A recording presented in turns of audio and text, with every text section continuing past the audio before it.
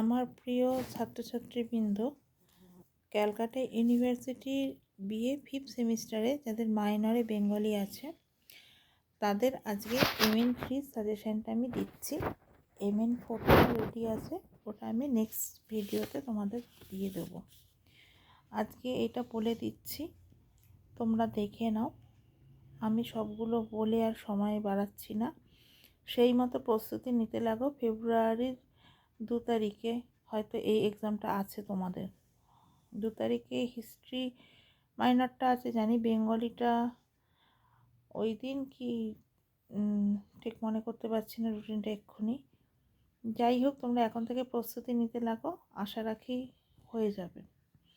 দেখো, মডিউল 1 থেকে fort William বড় প্রশ্ন দিয়েছি প্রথমে, মান 15। রাজা রামমোহন রায় প্রথম দেখো 4টে স্টার করে দিয়েছি, আশা রাখছি এর মধ্যে পেয়ে যাবে।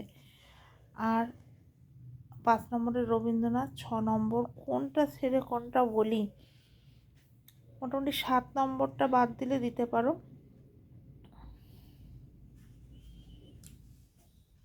একটা করলে একদম ড্যাম শিওর যে পেয়ে যাবে।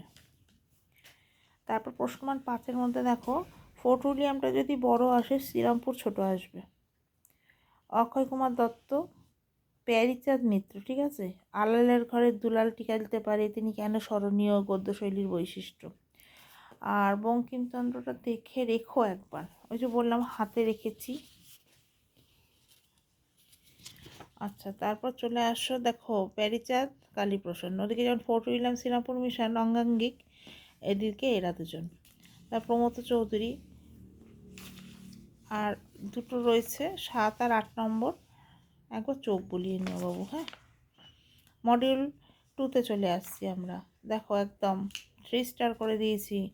বাংলা মহাকাব্য রচনায় মাইকেল মধুসূদন দত্তের অবদান, অমিত্রাক্ষর ছন্দের বৈশিষ্ট্য। তা মধুসূদন বললে অমিত্রাক্ষর ছন্দ, সনেট এগুলো এসেই যাবে, ঠিক আছে। গীতি কবিতার বিকাশে রবীন্দ্রনাথ ঠাকুরের অবদান, পর্বগুলো লিখতে হবে। ভোরের পাখি বলার অপেক্ষা রাখে না, বিহারীলালের স্বাদের আসন, এইগুলো টাচ অবশ্যই করবে। কাজী নজরুল ইসলামকে বিদ্রোহী কবি বলা হয় কেন। আর জীবনানন্দ দাশ, ওদিকে যখন তোমরা MN4 পেপারে সচেতনা করবে, জীবনানন্দ পড়তে হবে, তো একই সঙ্গে হয়ে যাবে, ঠিক আছে। সুভাষ মুখোপাধ্যায়, এটা একটু দেখে রেখো। এবার দেখো, কেউ যদি মনে করো যে কাব্যটা করব নাটকটা করব না, করতে পারো। আবার কেউ যদি মনে করো নাটকটা করব কাব্যটা করব না, তাহলে গিরিশচন্দ্র ঘোষ, বিজন ভট্টাচার্য আর দীনবন্ধু মিত্র, এই 3টে যথেষ্ট। তবে আমার স্টুডেন্টদের আমি দুটোই করিয়েছি, কেননা ওরা প্রথম থেকেই স্টার্ট হয়ে গেছিলো, কোনো সেমিস্টার অফ আমাদের এখানে হয় না, যার জন্য আমাদের চাপটা কম থাকে। খুব সুন্দরভাবে ওদের এগুলো সব করানো হয়ে গেছে। যদি তোমরা মনে করো, নিশ্চয়ই এতক্ষণে তোমাদের কোচিং কোথাও নিচ্ছ, স্টাডি মেটেরিয়ালস আছে যথেষ্ট, তাও যদি কারোর কোনো কিছু প্রয়োজন হয় আমাদের স্ক্রিনে দেওয়া নাম্বারে যোগাযোগ করে নিও, ঠিক আছে।